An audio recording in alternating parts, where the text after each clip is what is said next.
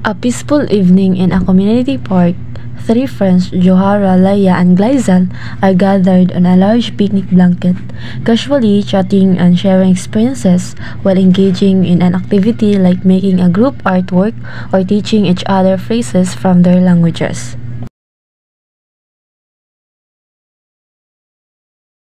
Katawano, ninibig sabihin na salam sa kami, peace. Ha? Alam nyo, big sabihin ng salam sa amin is peace. Ano pag Sophie anak? Salam? Hindi siya paminawon. Oo, tama ka. Ganyan ang tamang pagbigkas. Like, salam Leia, salam Glyden.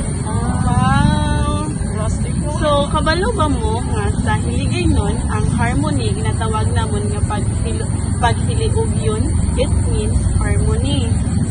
Ganun. Ano kami kabalo? Ako din. Ang sa ganito, hiligay nun? Hiligay nun? Oo, hiligay nun. Hiligay nun. Ano ang ibig sabihin nga? Harmony.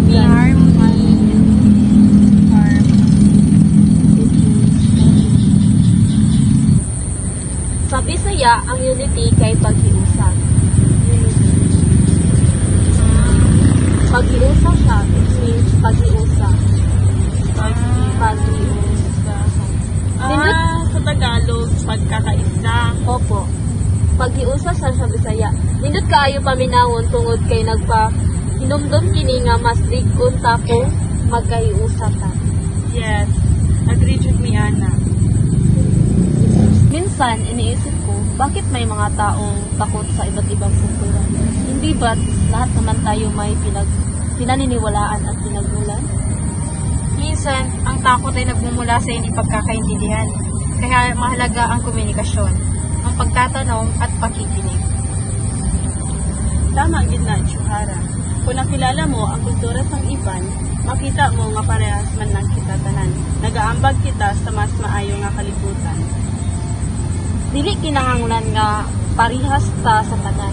Ang importante kay nagka-respeto anay ta o nagtuon sa usan-usan. Ang ganda!